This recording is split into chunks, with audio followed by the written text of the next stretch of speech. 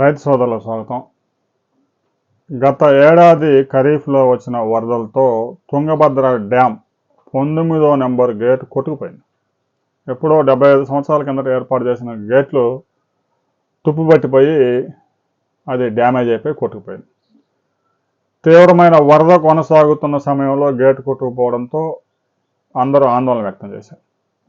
అదృష్టవశాత్తు ఇంజనీర్లు ఆ గేట్ని స్టాప్ లాక్ పెట్టి ఎట్టికేలకు ఆ గేట్ని మూసేశారు. ఇక డ్యామ్లో ఫ్లడ్ కూడా తగ్గించుకొని గేట్ల మీద ప్రెజర్ తగ్గే విధంగా నీటిని మొత్తం కిందకు వదిలేశారు. రబీలో అయితే సాగునీరు ఇవ్వలేము అని ముందే చెప్పేశారు. ఎట్టికేలకు ఇక 33 గేట్లు గత ఏడాది రబీ సీజన్ను కూడా నీటిని ఇవ్వకుండా ఆ 33 గేట్లు మొత్తాన్ని కొత్త గేట్లు ఏర్పాటు చేశారు. అహ్మదాబాద్కు చెందిన సంస్థకి 51 కోట్ల రూపాయలు చెల్లించి గేట్లు మొత్తం కొత్తవి పెట్టడంతో పాటుగా మరో 20 కోట్ల రూపాయల సివిల్ పనులు కూడా పూర్తి చేసి మొత్తం 71 కోట్ల రూపాయలు ఖర్చు చేసి 33 కొత్త గేట్లు ఏర్పాటు చేశారు.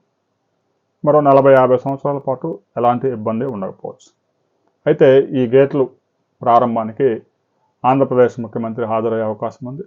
కర్ణాటక ముఖ్యమంత్రి కూడా వస్తూ ఉన్నారు. ఈ నెల 25వ తేదీ తుంగభద్ర డ్యామ్కి సంబంధించి ఈ గేట్లు ఓపెన్ చేసే కార్యక్రమాన్ని విజయనగర జిల్లాలో ప్రారంభించబోతా ఉన్నాం. దీనికి సంబంధించి తుంగభద్ర డ్యామ్కి ఫ్లడ్ ఎంత వస్తూ ఉంది, ఎగువ ప్రాంతాల్లో వర్షాలు కురిసాయా లేదా అనే వివరాలతో మరో వీడియో మనం కలుసుకుందాం.